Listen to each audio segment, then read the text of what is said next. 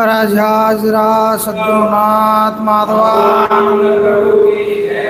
राजाजरा सद्गुरुनाथ गुरुपुत्रेश्वर महाराज की जय। राजाजरा सद्गुरुनाथ जगन्नाथ महाराज की जय। ಪ್ರತಿ ವರ್ಷದಂತೆ ಸದ್ಗುರು ಸಮರ್ಥ ಮಾಧವಾನಂದ ಪ್ರಭುಜಿಯವರ ಸಪ್ತಾಹದ ಎರಡನೇ ದಿವಸದ ಸಾಯಂಕಾಲ ಕಾರ್ಯಕ್ರಮ ಇದೆಲ್ಲ ಇಲ್ಲಿಯವರೆಗೆ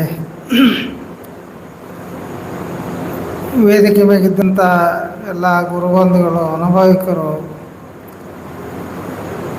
ಸಾಕಷ್ಟು ಅನುಭವದ ಮಾತುಗಳನ್ನು ಹೇಳಿದ್ದಾರೆ. ಸಂಪ್ರದಾಯ ಗುರು ಪರಂಪರೆ ನಡೆದು ಬಂದ ದಾರಿ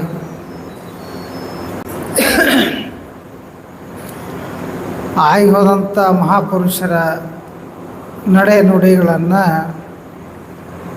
ಅಂದರೆ ಅವರವರು ನಡೆದು ಬಂದ ದಾರಿ, ಈ ಸಂಪ್ರದಾಯ ಗುರುಲಿಂಗಮ್ಮ ಮಹಾರಾಜರು, ಬಾಬುಸಾಹೇಬ್ ಮಹಾರಾಜರು, ಗಿರಿಮಲ್ಲೇಶ್ವರ ಮಹಾರಾಜರು ಇದನ್ನು ಅಂದರೆ ಇದರ ಇತಿಹಾಸ. ಗುರುಲಿಂಗಮ್ಮ ಮಹಾರಾಜನು ವಾರಕರಿ ಸಂಪ್ರದಾಯದವರು. ಅವರು ಪಂಡ್ರಪುರ ವಾರಕರಿಗಳು. ಪಂಡ್ರಪುರಕ್ಕೆ ಹೋಗ್ತಿದ್ರು, ಸಾಧನೆಯನ್ನು ಮಾಡ್ತಿದ್ರು. ಅದರಂತೆ ಬಾಬುಸಾಹೇಬ್ ಮಹಾರಾಜರು ಸಹಿತ ಅವರು ವಾರಕರಿಗಳು. ಅಂದರೆ ಪಾಂಡುರಂಗನ ಸನ್ನಿಧಿಗೆ ಹೋಗೋದು, ಪಾಂಡುರಂಗನ ನೆನೆಯೋದು ಅವರ ಮನೆತನದ ವಹಿವಾಟುಗಳು ಪದ್ಧತಿ ಮೊದಲಿನಂತೆ. ಆವಾಗ ಗುರುಲಿಂಗಮ್ಮ ಮಹಾರಾಜರ ಹೋಗುವಂಥ ಸಂದರ್ಭದಾಗ ಅವ್ರಿಗೇನೋ ಆಕಾಶವಾಣಿ ಆಗಿ ಕಾಡಸಿದ್ದೇಶ್ವರ ಕಡೆಯಿಂದ ಉಪದೇಶ ತಗೋ, ಕೂತು ಧ್ಯಾನ ಮಾಡೋ ದೇವರಾಗ ಅಂತ ಹೇಳಿ ಅವ್ರಿಗೆ ಆಕಾಶವಾಣಿ ಮುಖಾಂತರ ಅವರಿಗೆ ಸಂದೇಶ ಮುಟ್ಟಿತು. ಆ ಪ್ರಕಾರ ಸಾಧನೆಯನ್ನು ಮಾಡಿದರು. ಆಮೇಲೆ 36 ವರ್ಷ ತಪಶ್ಚರ್ಯ ಮಾಡಿದರು. ಆ ಒಂದು ತಪಶ್ಚರ್ಯ ಸಮಯದಲ್ಲಿ ಹಿಂಗೆಲ್ಲ ನೀವು ಸತ್ಸಂಗಗಳು ನಡೆಸ್ತಿಲ್ಲ, ಈ ಟೈಪ್ ನಡೆಸುವಾಗ ಬಾಬುಸಾಹೇಬ್ ಮಹಾರಾಜರು ಅವ್ರ ದರ್ಶನ ಆಯ್ತು. ಬಾಬುಸಾಹೇಬ್ ಮಹಾರಾಜರು ಗುರುಲಿಂಗಮ್ಮ ಮಹಾರಾಜರ ಒಂದು ಗುರುತ್ವ, ಅವರೇನೋ ಬಾಬುಸಾಹೇಬ್ ಮಹಾರಾಜರಲ್ಲೆಲ್ಲ ತಮ್ಮ ಗ್ರಾಮದಲ್ಲಿ ಹನುಮಾನ್ ದೇವರ ಪೂಜೆ ಮಾಡ್ತಿದ್ರತ್ತ ಅವ್ರು ಸದಾಕಾಲ. ಅಲ್ಲಿ ಯಾವಾಗರೇ ಅವ್ರು ಗುರುಲಿಂಗಮ್ಮ ಮಹಾರಾಜರು ಮದಿಗೆ ಹೋಗ್ತಿದ್ರು. ಇತಿಹಾಸವೆಲ್ಲ. ಆನಂತರ ಅಲ್ಲಿ ಒಬ್ಬ ರಘುನಾಥಪುರಿ ಮಹಾರಾಜರತ್ತು ಬಂದರು. ಅವರಿಗೆ ಗುರುಲಿಂಗಮ್ಮ ಮಹಾರಾಜರಿಗೆ ಏನೋ ಚರ್ಚೆಗಳಾದವು. ಅವರ ಸಿದ್ಧಿ ಪುರುಷರು. ರಘುನಾಥಪುರಿ ಮಹಾರಾಜರು ಅಂದರೆ ಸಿದ್ಧಿ ಪುರುಷರು. ಅವ್ರು ತಮ್ಮ ಸಿದ್ಧಿ ಒಂದು ಪ್ರಯೋಗ ಮಾಡ್ತಾ ಇದ್ದಾಗ ಗುರುಲಿಂಗಮ್ಮ ಮಹಾರಾಜರಿದು ಇದು ಶಾಶ್ವತವಾದಂಥ, ಅಂದ್ರೆ ಈ ಸಿದ್ಧಿಯಿಂದ ನಮಗೆ ಆತ್ಮ ಸಾಕ್ಷಾತ್ಕಾರ, ಪರಮಾತ್ಮನ ದರ್ಶನ ಆಗಲ್ಲ. ಇದು ಅಲ್ಪ ಸಮಯ, ಸಣ್ಣ ಎಲ್ಲ ಹೇಳ್ತಾರೆ. ಅಷ್ಟಮಾಸಿದ್ಧಿಗಳನ್ನು ದಾಟಿದ ನಂತರ ಆ ಒಂದು ಸ್ಥಿತಿ ಅದು ಹೇಳ್ತಲ್ಲ, ಪರಬ್ರಹ್ಮ ಸ್ವರೂಪ ಸ್ಥಿತಿ. ಅಂಥ 8 ಸಿದ್ಧಿಯೊಳಗೆ ಒಂದು ಸಿದ್ಧಿ ಕೈವಶ ಮಾಡಿಕೊಂಡ್ರೆ ಅವಾಗೆಲ್ಲ ಥರ ಗೊತ್ತಾಕೈತೆ. ಹಿಂದಾಗೋದು ಮುಂದಾಗೋದು ಎಲ್ಲ ಗೊತ್ತಾಕೈತೆ. ಆಮೇಲೆ ಅವರು ಪರಿವರ್ತನೆ ಆದರು. ಗುರುಲಿಂಗಮ್ಮ ಮಹಾರಾಜರ ಕಡೆಯಿಂದ ಅವರು ಉಪದೇಶ ಪಡ್ಕೊಂಡ್ರು, ಸಾಧನೆಯನ್ನು ಮಾಡಿದರು. ಆಮೇಲೆ ಬಾಬುಸಾಹೇಬ್ ಮಹಾರಾಜರು ಗುರುಲಿಂಗಮ್ಮ ಮಹಾರಾಜ ಶಿಷ್ಯರಾದರೆ ಸಹಿತ ರಘುನಾಥಪುರಿ ಮಹಾರಾಜರ ಕಡೆಯಿಂದ ಉಪದೇಶ ಕೊಡಿಸಿರುತ್ತೆ ಇತಿಹಾಸ. ಬಾಬುಸಾಹೇಬ್ ಮಹಾರಾಜರ ಗುರುಗಳು ಗುರುಲಿಂಗಮ್ಮ ಮಹಾರಾಜರ ಆದರೂ ಸಹಿತ ಉಪದೇಶ ಕೊಟ್ಟ ಮಾರು ರಘುನಾಥಪುರಿ ಮಹಾರಾಜರು. ರಘುನಾಥಪುರಿ ಮಹಾರಾಜರು ಅಂದರೆ ಇಲ್ಲೆಲ್ಲ ಚಿಮ್ಮಡಕ್ಕೆ ಅವ್ರ ಸಮಾಧಿ ಆಗೈತೆ. ಹಿಂಗೆ ಈ ಸಂಪ್ರದಾಯ ಪರಂಪರೆ ಇದೆಲ್ಲ ಹೇಳ್ತಾರೆ. ದಾಸಬೋಧದಾಗ ಹೇಳ್ತಾರಲ್ಲ, ಎಲ್ಲ ಗ್ರಂಥಗಳ ಸಾರ ದಾಸಬೋಧ.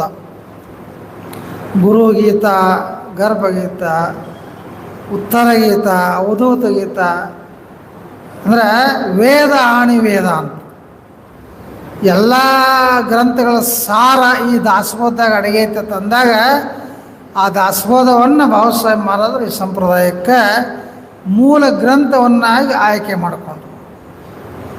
ಸಂಪ್ರದಾಯದ ಮೂಲ ಗ್ರಂಥ ದಾಸಬೋಧ. ಅದರ ಆಧಾರವಾಗಿ ಇಟ್ಕೊಂಡು ಈ ಸಂಪ್ರದಾಯ ಮುಂದೆ ಬಂತು. ಆಮೇಲೆ ಬಾಬಾಸಾಹೇಬ್ ಮಹಾರಾಜರ ಭಕ್ತಿ ಪ್ರಚಾರ, ಈ ಮಠ ಗಿಟ ಏನು ಇದ್ದಿದ್ದಿಲ್ಲ, ಇದೊಂದು ಕಾಡು ಅರಣ್ಯ, ಇದೊಂದು ಹಳ್ಳ ಪಳ್ಳ ಇದ್ದಂಥ ಕಾಡು. ಬಾಬಾಸಾಹೇಬ್ ಮಹಾರಾಜರು 10 ವರ್ಷಗಟ್ಟಲೆ ಕಾಲ ತಮ್ಮ ಕುದುರೆ ಮ್ಯಾಗ ತಿರುಗಾಡಿ ಭಕ್ತಿ ಪ್ರಚಾರ ಮಾಡಿದ್ರ ಹೊರತಾಗಿ ಇಲ್ಲೇನೂ ಅಸ್ತಿತ್ವ ಇದ್ದಿದ್ದಿಲ್ಲ. ಅವ್ರು ಎಲ್ಲೆಲ್ಲ ಕೆಲವೊಂದು ಕಡೆ ಹೋದಲ್ಲೆಲ್ಲ ತಮ್ಮ ಕುರುಗಳನ್ನ ಬಿಟ್ಟಾರೆ ಬಾಬಾಸಾಹೇಬ್ ಮಹಾರಾಜರು. ಒಂದು ಕಡೆ ಅವರು ಬಡಿಗೆ ಅದಾವ ಪೂಜೆ ಆಕೈತಿ, ಒಂದೊಂದು ಕಡೆ ಅವ್ರ ಚಪ್ಪಲ್ ಪೂಜೆ ಆಕಾವ, ಇಲ್ಲ ಜಾಲಿಯಾಳದಾಗ ಅವ್ರ ಪಾದಕೆಗಳದಾವ. ಅವರೆಲ್ಲ ಅಂದ್ರೆ ಹಿಂಗೆ ಎಲ್ಲ ಕಡೆ ತಿರುಗಾಡಿ ಕಡೆಗೆ ಬಂದು ಈ ಜಾಗದಾಗ ಬಂದ ಬಾಬಾಸಾಹೇಬ್ ಮಹಾರಾಜರು ಇಂಚಿಗೇರಿ ಸಂಪ್ರದಾಯವನ್ನು ಸ್ಥಾಪನೆ ಮಾಡಿದರು. ಅಲ್ಲಿಂದ ಇಂಚಿಗೇರಿ ಸಂಪ್ರದಾಯದ ಉಗಮ. ಅಲ್ಲಿ ತನಕ ಇದಕ್ಕೆ ಇಂಚಿಗೇರಿ ಸಂಪ್ರದಾಯಕ್ಕೆ ಏನು ಹೆಸರಿಲ್ಲ. ಗುರುಗಳು ಈ ಪರಂಪರೆ ಇರ್ಬೋದು, ಕಾಡು ಸಿದ್ಧರು ಇರ್ಬೋದು, ಆಮೇಲೆ ಅದು ಒಬ್ಬರು ನಾಥ್ ಸಂಪ್ರದಾಯ ಥರ, ಒಬ್ಬರು ರೇಣಾವಿ ಒಳಗೆ ಕಡೆಯಿಂದ ಹೋದ್ರೆ ನಾಥ್ ಸಂಪ್ರದಾಯ ಆಕತಿ, ರೇವಣ ಸಿದ್ಧನ ಕಡೆ ಹೋದ್ರೆ ಇದೊಂದು ಸಂಪ್ರದಾಯ ಏನೇನೋ ಹೇಳ್ತಾರೆ ಹಂಗೆ. ಆದರೆ ಇದಕ್ಕೆ ಎಲ್ಲನೂ ಸಮ್ಮಿಶ್ರ. ಇದು ಬಾಬಾಸಾಹೇಬ್ ಮಹಾರಾಜರು ಎಲ್ಲನೂ ಕೂಡ್ಸ್ಯಾರ ಇದ್ರಾಗ. ಸಗುಣ ಉಪಾಸನ, ತುಕಾರಾಮ್ ಮಹಾರಾಜರ ಅಭಂಗ, ಜ್ಞಾನೇಶ್ವರ ಮಹಾರಾಜರು ಇವೆಲ್ಲ ಸಗುಣ ಉಪಾಸನಕ್ಕೆ ಬಳಸ್ಯಾರ. ಅದು ಧ್ಯಾನದ ಕಡೆ ಬಂದಾಗ ಅನಿರ್ವಾಚ್ಯ ಧ್ಯಾನ ಯೋಗ, ಹಿಂಗೆ ಇದು ಬೆಳೆದು ಬಂದ ಧಾರೆ. ಆದ್ದರಿಂದ ಈ ಸಂಪ್ರದಾಯ ಗುರು ಪರಂಪರೆ ವಿಶೇಷವಾದದ್ದು, ಯಾವುದಕ್ಕೂ ಅಂಟುಕೊಂಡಿಲ್ಲ, ಯಾವುದನ್ನು ಇದನ್ನು ಮಾಡಿಲ್ಲ. ಅದರ ಸಹಿತ ತನ್ನದೇ ಆದಂಥ ಒಂದು ಅಸ್ತಿತ್ವ ಇದಕ್ಕೆ ಸಂಪ್ರದಾಯಕ್ಕೆ. ನೋಡ್ರಿ, ಎಲ್ಲ ಕೆಲವೊಂದು ಕಡೆ ಕೆಲವೊಂದು ಜಾತಿ ಮತ ಪಂಥ ಭೇದ ಭಾವಗಳು, ಪೂಜಾ ವಿಧಿವಿಧಾನಗಳು, ಅನುಷ್ಠಾನ ಎಲ್ಲ ಗದ್ದಲ. ಇದಕ್ಕೆ ಹೇಳ್ತಾರೆ ಅವರು, ನಾಲಗೆ ದಂಡನ ಮುಂಡನ, ನಾಲಗೆ ಪಂಚಾಗ್ನಿ ಸಾಧನ. ಏನು ಅಗ್ನಿ ಹೊತ್ತಿಸ್ಬೇಕಾಗಿಲ್ಲ, ಅವೇನು ತುಪ್ಪಾಗಿ ಬೆಂಕಿ ಹಚ್ಚಿ ಏನೇನೋ ಮಾಡ್ತಾರಲ್ಲ, ಅದನ್ನು ಮಾಡಬೇಕಾಗಿಲ್ಲ. ತಲೆ ಬಳಸ್ಕೋಬೇಕಾಗಿಲ್ಲ, ನೀರಾಗಿ ಮುಣಗಬೇಕಾಗಿಲ್ಲ, ಏನೂ ಬೇಕಾಗಿಲ್ಲ. ಸುಮ್ಮ ಕೂತು ಧ್ಯಾನ ಮಾಡೋದು. ಜಳಕ ಮಾಡೋದು ನಿನ್ನ ಶರೀರ ಸ್ವಚ್ಛ ಇರಿಸಲಾಗಿ ಹೇಳ್ತಾರಲ್ಲ, ಹೆಂಗೆ ಶರೀರ ಸ್ವಚ್ಛಸಲಾಗಿ ಜಳಕ ಬೇಕಲ್ಲ, ಮನಸ್ಸಿನ ಸ್ವಚ್ಛಸಲಾಗಿ ಧ್ಯಾನ ಬೇಕು. ಅದಕ್ಕೆ ಅವರು ಗುರು ಉಪದೇಶವನ್ನು ಪಡ್ಕೊಂಡು ಸಾಧನೆಯನ್ನು ಮಾಡಿ ತಾವು ಆತ್ಮಜ್ಞಾನಿಗಳಾಗೋದಾದ್ರೆ ತನ್ನಂತೆ ಮಾಡಿದು ಎನ್ನ ಕಾಯ ಅಂತಃಕರುಣಿ ನೋಡಮ್ಮ ಗುರು. ಈ ಸಂಪ್ರದಾಯದಲ್ಲಿ ನಾ ಗುರು ನೀ ಶಿಷ್ಯ ಅನ್ನುವಂಥ ಭಾವನೆಗಳೇ ಇಲ್ಲ. ತನ್ನಂತೆ ಮಾಡಿದ ಎನ್ನಕ ಎಲ್ಲರೂ ತನ್ನ ಸ್ವರೂಪ, ಎಲ್ಲರಲ್ಲೂ ತನ್ನ ಗುರುವಿನ ಸ್ವರೂಪವನ್ನು ಕಾಣುವಂಥ ಸಂಪ್ರದಾಯ ಇದೆ. ಬಾಬಾಸಾಹೇಬ್ ಮಹಾರಾಜರು ಹಿಡಿದು ಎಲ್ಲ ಇಲ್ಲಿಯವರೆಗಿನ ಸಹಿತ ಅಂಥ ಈ ಒಂದು ಸಂಪ್ರದಾಯ. ಯಾಕಂದ್ರೆ ದೇವರು ಹೇಳ್ತಾರೆ, ಎಲ್ಲ ನಿನ್ನಲ್ಲಿದ್ದಂಥ ಆತ್ಮ, ರಾಮನಲ್ಲಿದ್ದಂಥ ಆತ್ಮ, ಕೃಷ್ಣನಲ್ಲಿ ಎಲ್ಲ ಆತ್ಮ ಒಂದೈತೆ ಹೇಳ್ತದಲ್ಲ. ಆತ್ಮ ಎಲ್ಲ ಒಂದೈತೆ ಅಂದಾಗ ನಮ್ಮಲ್ಲಿ ಭೇದ ಭಾವಗಳು ಯಾಕೆ ಬರ್ತದೆ? ದೊಡ್ಡವರ ಮೇಲು ಕೀಳು, ನಾ ದೊಡ್ಡವ ಸಣ್ಣವ ಅನ್ನೋಂಥ ಭಾವನೆಗಳು ಯಾಕೆ ಬರ್ತಾವೆ ನಮ್ಮಲ್ಲಿ? ಅದನ್ನು ಎಲ್ಲನೂ ಬದಿಗೆ ಹಾಕಿ ನೀ ಸುಮ್ಮ ಧ್ಯಾನ ಮಾಡಪ್ಪ. ಧ್ಯಾನ ಮಾಡೋದ್ರಿಂದ ನಿನಗೆ ಮನನ ಮಾಡುವಂಥ ಶಕ್ತಿ ಬರುತ್ತೆ, ನಿಧಿಧ್ಯಾಸ ಸಾಕು. ಎಲ್ಲದಕ್ಕೂ ಮುಖ್ಯ ಕಾರಣ ಧ್ಯಾನ. ಪ್ರಪಂಚದೊಳಗೆ ಅಡಚಣೆ ಬಂತು ಧ್ಯಾನ, ನನಗೆ ಸಮಾಧಾನ ಸಿಗುವತ್ತು ಧ್ಯಾನ. ಎಲ್ಲದಕ್ಕೂ ಅವರು ಕೆಲವೊಂದು ಮುಖಂದಾದ ಕೆಲವೊಂದು ಉದಾಹರಣೆಗಳು ಹೇಳಿ, ತಮ್ಮ ತಂದೆಯವ್ರ ಉದಾಹರಣೆಗಳನ್ನ ಹೇಳಿದಲ್ಲ, ಅಂಥ ಸಾಕಷ್ಟು ಘಟನೆಗಳು ಬಂದವು ಅವ್ರಿಗೆ. ಮತ್ತು ಅವ್ರಿಗೆತ್ತಲ್ಲ ಭಾಳ ಮಂದಿಗೆ ಭಾಳ ಇಂಥ ಅವ್ರೇನಪ್ಪ ಪ್ರತ್ಯಕ್ಷ ಅಪ್ರತ್ಯಕ್ಷ ಮಾಧವಾನಂದ ಪ್ರಭುಜಿಯವರು ಅಂದ್ರೆ ಹಿಂಗೆ ಪ್ರಚೀತಿಗಳು ಅಂತ ಅದಕ್ಕೆ ಅದಕ್ಕೆ ಅವರು ತಾವು ಒಪ್ಕೋತಿದ್ದಿಲ್ಲ ದೇವ್ರು. ಅದಕ್ಕೆ ನಮ್ಮ ಗುರುಗಳು ಗಿರ್ಮಲಪ್ಪ ಮರದ್ರು ಮಾಡ್ಯಾರ ಹೋಗ್ತಿದ್ದಾರೆ, ಯಾವುದೋ ನಾ ಮಾಡಿನತ್ತೆ ಅಂದ ಜೀವನದಾಗ ಬೇಕಾದಂಥ ಕೆಲಸ ಮಾಡಿದ್ರು ನಾ ಮಾಡಿನತ್ತಿದ್ದಲ್ಲ ಅವ್ರು ಯಾವಾಗೂ ತಮ್ಮ ಬಾಯಿಲಿ. ಅದಕ್ಕೆ ನಿಸ್ವಾರ್ಥ ಜೀವಿಗಳು ಅಂತಾರೆ. ಅದಕ್ಕೆ ಹೇಳ್ತಾರಲ್ಲ, ಈ ನೀವೇ ಪಠನೆ ಮಾಡ್ತಾರೆ ದಿನನಿತ್ಯ, ಅದರ ಅರ್ಥ ನಾವು ತಿಳ್ಕೊಳ್ಳಿಲ್ಲ ಅಂದರೆ ಏನು ಮಾಡೋದು? ನಾನು ನನ್ನದು ನನಗೆ ಎನ್ನದೆ ಯಾವ ಮನುಷ್ಯನ ನಡೆವನೋ ಅವನೇ ಕಾಮಾದಿಗಳ ತೊರೆದು ಶಾಂತಿ ಸುಖವನು.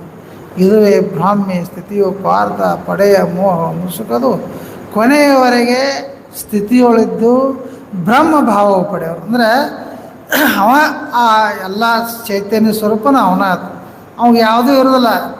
ಇದೇನು ಹಗಲ ರಾತ್ರಿ ಹೃದಯದ ದುಃಖ ಬರಲು ಮರುಗನವನು ಆವ ಸುಖವ ಬಯಸನು, ಪ್ರೀತಿ ಭೀತಿ ಕೋಪವಿಲ್ಲದವನೇ ವಿಸ್ತೃತ ಪ್ರಜ್ಞನು. ಸಕಲ ಜೀವಿಗಳಿಗೆ ರಾತ್ರಿ ಇರುವುದು ಹಗಲು ಯೋಗಿಗೆ, ಸಕಲ ಜೀವಿಗಳಿಗೆ ಹಗಲು ಇವುದು ರಾತ್ರಿ.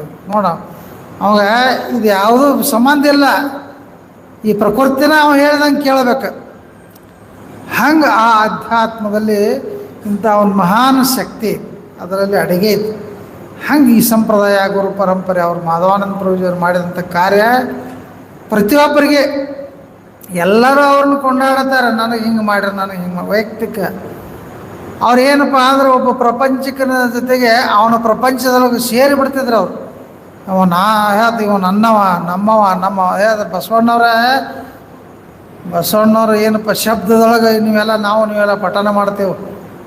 ಇವನಾರವ ಎಂದೆನಿಸಿದರೆ ಅವು ನಮ್ಮವ ಎಂದೆನಿಸಯ್ಯ, ಮನೆಯ ಮಗನೆಂದೆನಿಸಯ್ಯ ಮುಕ್ಕೊಂದು ಹೇಳ ಏನಕ್ಕೆ ಹೆಣ್ಮಗಳ ಅರ್ಜನ್ ಹೆಣ್ಮಗಳು ಇವಕ್ಕೆ ನಮ್ಮ ಸಂಬಂಧಿಕರು ಅಂದ ಕೂಡಲೇ ಎಲ್ಲಿ ಹೋದರೆಲ್ಲ ಭಕ್ತರು ಆಕಿಗೆ ದಿನಾಲು ಜಳಕ ಮಾಡಿಸಿ ದಿನಾಲು ಒಂದು ಹೊಸ ಸೀರೆ, ಅದು 15-20 ದಿನದಾಗ ಒಂದು 100 ಸೀರೆ ಅದು ತಯಾರಾಕಿಗೆ ಅಂಥಕ್ಕಿಗೆ ಸಹಿತಕ್ಕೆ ನಮ್ಮ ಅಕ್ಕನ ಮಗ ನಮ್ಮ ತಂಗಿ ಮಗ ಅಂತೇಳಿ ಹಿಂಗೆ ಅವ್ರು ಏನಪ್ಪ ಏನು ಕಾರಣಪ್ಪ ಅಂತಂದ್ರೆ ಆ ದೇವರ ಸ್ವತಂತ್ರ ಚಳವಳಿಯೊಳಗೆ ಊಟ ಗೀಟ ಕೊಡ್ತಿದ್ದಕ್ಕೆ. ಬಡತನದೊಳಗಿದ್ರು ಸಹಿತ ಭಿಕ್ಷಾ ಬೇಡಿ ತಂದು ಹಿಟ್ಟು ತಂದು ಕಿಸಂದ್ರೆ ರೊಟ್ಟಿ ಮಾಡಿ ಆಕೆ ಸ್ವತಂತ್ರ ಚಳವಳಿಗಾರರಿಗೆ ಊಟ ಕೊಟ್ಟಿದ್ರೆ ಪ್ರತಿಫಲ ಆಕೆಗೆ ಒಂದು ತಿಂಗಳವರೆಗೆ ಆಯಾರಿಗಳಾದ. ಹಿಂಗೆ ಆ ಒಂದು ಹೃದಯವಂತರತ್ತಾರೆ ಅವರು.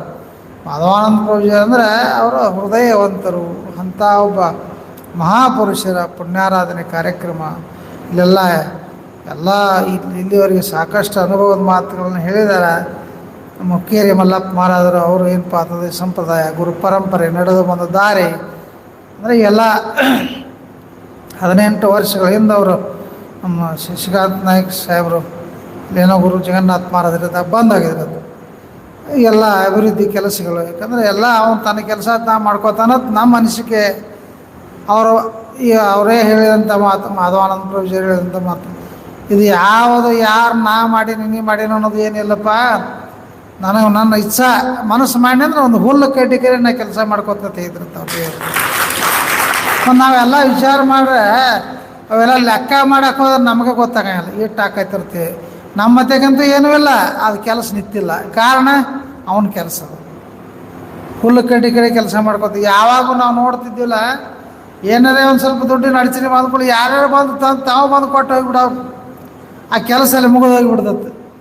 ಹಿಂಗೆ ಆಗಿ ಈ ಸಂಪ್ರದಾಯ ಒಂದು 15-16 ವರ್ಷದೊಳಗೆ ಆ ಪುಣ್ಯಾತ್ಮ ಮಾಧವಾನಂದ ಪ್ರಭುಜಿಯವರ ಒಂದು ಭವ್ಯವಾದಂಥ ಅರಮನೆ ಅದೆಲ್ಲ ನಿರ್ಮಾಣ ಆಗಿ ಶಿಖರಾಗಿ ಅದಕ್ಕೆಲ್ಲ ಕಲರಾಗಿ ಕಳಸಾರೋಹಣ ಆಗಿ 2 ವರ್ಷದಿಂದ ಲೋಕಾರ್ಪಣೆ ಆಗೈತಿ.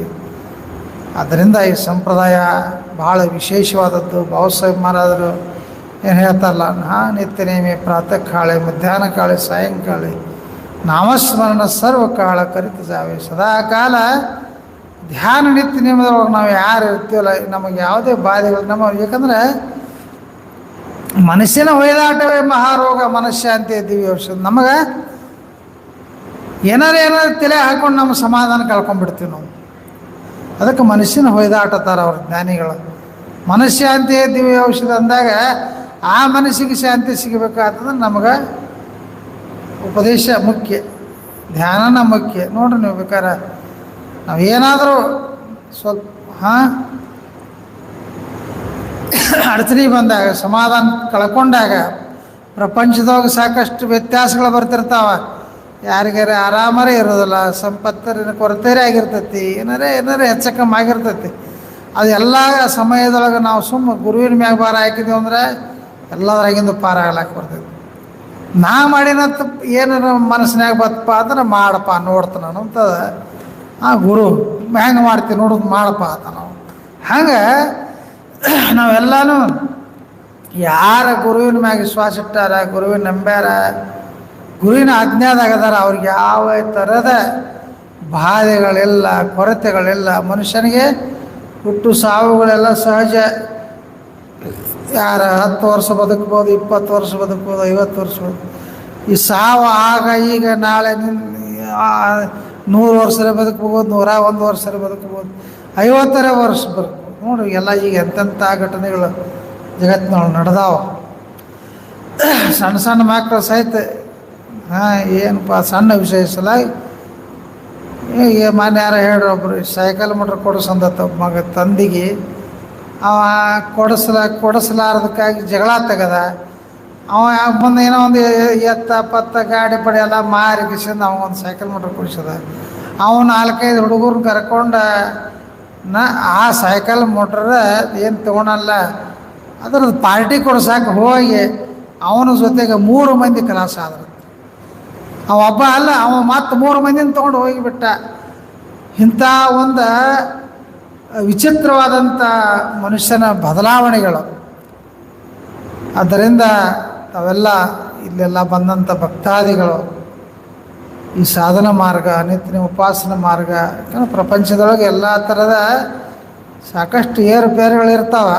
ಎಲ್ಲದರಲ್ಲಿನೂ ನಮಗೆ ಶಾಂತಿ ಸಮಾಧಾನ ಎದರಿಂದ ಸಿಗತೈತಪ್ಪ ಅಂತಂದರೆ ಅಧ್ಯಾತ್ಮದಿಂದ ಪಾರಮಾರ್ಥದಿಂದ ಮಾತ್ರ ಸಿಗತೈತಿ. ನೀವೆಲ್ಲ ಎಷ್ಟೋ ಮಂದಿ ಇಂಥ ಕೆಟ್ಟ ಉರಿ ಬಿಸಿಲಿನೊಳಗೆ ದಿಂಡಿ ಪಲ್ಲಕ್ಕಿ ಹೊತ್ತು ಜೊತೆಗೆ ಬಂದಂಥವ್ರು ಅದರಿ, ನೇರವಾಗಿ ಸಪ್ತಾಹಕ್ಕೆ ಬಂದಂಥವ್ರು ಅದರಿ. ಇನ್ನು ನಾಳೆ ದಿವಸ ಆ ಪುಣ್ಯಾರಾಧನೆ ಕಾರ್ಯಕ್ರಮದ ಕೊನೆಯ ಘಟ್ಟ ಮಾಧವಾನಂದ ಪ್ರಭುಜಿಯವರ ಪುಷ್ಪವೃಷ್ಟಿ ಸಪ್ತಾಹದ ಮಂಗಲಮಯ ಸಮಯ ನಾಳೆ ಎಲ್ಲ ನಡೀತೈತಿ.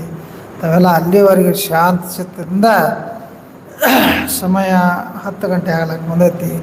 ನೆಲ ಊಟದ ಸಮಯ ರಾತ್ರಿ 12 ಆಗಂಗ ಈ ಒಂದು ಕಾರ್ಯಕ್ರಮ ವಿಶೇಷತೆ.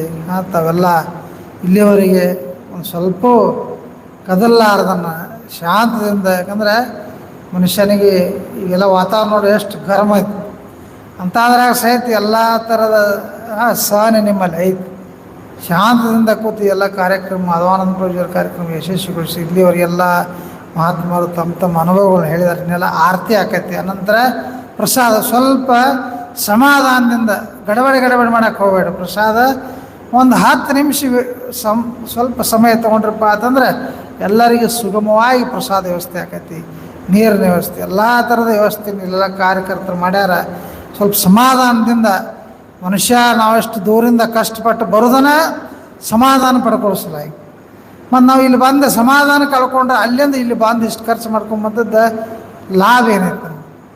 ಅದರಿಂದ ತಾವೆಲ್ಲ ಈ ಒಂದು ಪುಣ್ಯಾರಾಧನೆ ಕಾರ್ಯಕ್ರಮದಲ್ಲಿ ಭಾಗಿಗಳಾಗಿರಿ. ಧ್ಯಾನ ನಿತ್ಯ ಒಂದು ದಿನನಿತ್ಯ, ಯಾಕಂದರೆ 3 ದಿವಸದ ಜ್ಞಾನ ಯಜ್ಞ ಸಪ್ತಾಹ ಅಂತಾರೆ. ನಾವು ಅದನ್ನು ಬಿಟ್ಟರೆ ಬೇರೆ ಏನಾದರೂ ಹಾಳು ಹರಟಿ ನಮ್ಮ ಊರದ ಆ ಉಸಾಬರಿ ಈ ಉಸಾಬರಿ ಕಟ್ಟಿರ್ತಾರಲ್ಲ, ಎಲ್ಲಾರ ಕುಂಡ್ರದ ಏನಾರೇ ಮಾತಾಡೋದು. ನಿಂದು ಹಂಗಾತ, ನಂದು ಹೆಂಗಾತ, ನಿಂದು ಕಬ್ಬೆಟ್ಟ ಆತ, ನಂದು ಅವೆಲ್ಲ ಏನು ಆಗುವಂಗೆ ಆಕೈತೆ. ಅದು ಆ ಚಿಂತೆ ಇಲ್ಲಿ ಕೂತ ಅಟ್ಟು ಖರ್ಚು ಮಾಡ್ಕೊಂಡು ಅಲ್ಲಿಂದ ಬಂದ ಇಲ್ಲಿ ಕೂತು ಅಲ್ಲಿ ಚಿಂತೆ ಮಾಡೋಕ್ಕಿಂತ ಇಲ್ಲಿ ಬಂದಾಗ ಏನೈತಪ್ಪ ಅಂತಂದ್ರೆ ಧ್ಯಾನ ನಿತ್ಯ ಈ ಒಂದು ಪಾರಮಾರ್ಥದ ಬೆಳತ ನೀವೆಲ್ಲರೂ ಜೀವನ ಮುಕ್ತಿ ಕಡೆಗೆ ಹೋಗ್ಬೇಕಂತ ಬೇಡಿಕೊಂಡು ನಾನು 2 ಮಾತುಗಳು ನಮಸ್ತೆ.